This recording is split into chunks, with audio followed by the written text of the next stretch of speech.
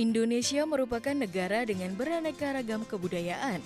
Salah satu bentuk ciri khas kebudayaan yang ada di setiap daerah diwujudkan dengan tarian. Tarian Indonesia mencerminkan kekayaan dan keanekaragaman suku bangsa dan budaya Indonesia. Dengan musik dan gerakan dapat menciptakan sebuah tarian yang menceritakan kekayaan dan keanekaragaman bangsa Indonesia. Melalui gagasan seni tari sebagai media ekspresi, para seniman telah membangkitkan seni tari Indonesia dengan gerakan dan koreografi baru. Dari yang semula selalu berlatar tradisional, menjadi bentuk seni tari yang modern.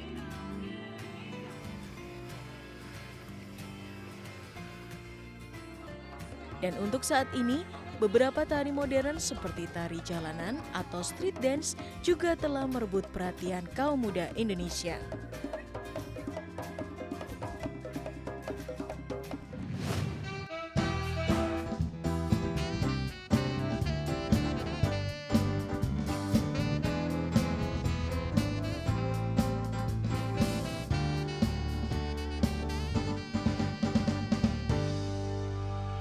Masih di Indonesia, ide untuk Indonesia. Pemirsa, sekarang saya kedatangan satu lagi tamu kita, Asmara Abigail. Apa kabar Asmara? Terima kasih. Gimana kamu bisa mencintai dunia tari?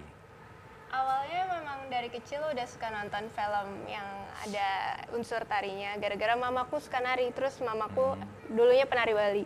Penari Bali. Jadi udah dilesin dari kecil, cuman aku waktu kecil pengennya tango. Dan nggak pernah dilesin tango, dilesinnya aritmatika. Oh gitu. Jadi waktu aku sempat tinggal di Bali, waktu itu internship karena dulu sempat kerja di bagian fashion. Tapi karena merasa bosan sama kerjaan kantor, terus aku cari-cari tempat komunitas tari tango, kebetulan ada di Bali. Jadi sepulang kantor aku selalu nari gitu. Selama aku tinggal di sana untuk internship itu. Oh oke. Nah lantas sejak kapan tuh belajar tari Jawanya? Kalau tari Jawanya baru tahun 2015 dan itu sebenarnya cuma sebentar karena cuma 2 minggu tapi di ISI Surakarta. Jadi aku juga merasa beruntung karena ISI Surakarta kan sarangnya maestro tari dan segala macam tari kan. Jadi kayak udah di sarangnya maestro tari di ISI Surakarta selama 2 minggu digembleng dan setiap hari itu aku bisa dapat 2-3 maestro yang ngajarin aku, jadi aku benar-benar ngerasa beruntung. Akhirnya sekarang sudah lebih mencintai tari Indonesia ternyata. Lebih mengenal. Ya? Kalau rasa cinta dari dulu ada pasti, cuman kan belum ngerti gitu dan belum pernah belajar serius. Waktu kecil belajar tari Bali tapi cuman slightly aja, belum mendalami. Asmara kan baru belajar ya. Lalu kalau kamu yang sudah sangat lama belajar tari, kan tadi juga sempat dijelaskan bahwa yang menjadi benang merah dari gerakan tari Indonesia bisa tadi pada tangan, juga posisi apa tadi mendak di Jawa ya. Sebenarnya apa sih yang membuat bahwa seseorang itu bisa dibilang sebagai penari yang baik dan penari yang memang harus belajar lagi gitu? Dikatakan sebagai penari. Sebenarnya dari kita sendiri, dari si penari itu sendiri, kalau kita terus mau berlatih, menari terus-menerus latihan itu tidak ada yang tidak mungkin kalau kita untuk menjadi seorang penari atau ingin berlatih ya seperti itu karena dalam menari itu kita bebas, tidak ada patokan, gerakan tidak ada yang salah. Oh begitu. Iya. Tapi kalau misalnya basic kan biasanya ada parametriknya tuh. Iya. Misalnya tangannya harus seperti apa, posisinya seperti apa. Nah tingkat kehalusan itu dilihatnya di mana? Tingkat kehalusan jadi kita kalau menari dari sini rasa, jangan pikiran gitu. Iya. Jadi menurut kamu lebih dari rasa, hati ya, dari rasa. Iya. Nah kalau Asmara hubungannya dengan tari Jawa itu dengan penggarapan sebuah film, bisa ceritakan pada kita nggak? Jadi ini kan filmnya Mas Garin. Memang untuk ulang tahun beliau yang ke-35, ulang tahun dalam film industri ya. Jadi 35 tahun berkarya di film, Mas Garin itu pingin membuat film bisu hitam putih dengan live orkestra. Karena sejarahnya film masuk ke Indonesia itu sudah dengan audio. Jadi kita belum merasakan era film bisu. Film bisu ya.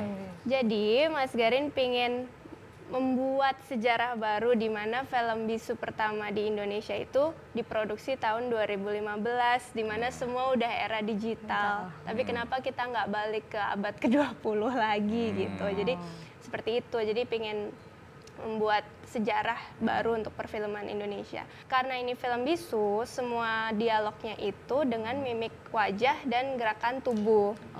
Tapi kita nggak bisa bikin seperti film bisu di Hollywood, seperti Charlie Chaplin atau Buster Keaton gitu kan.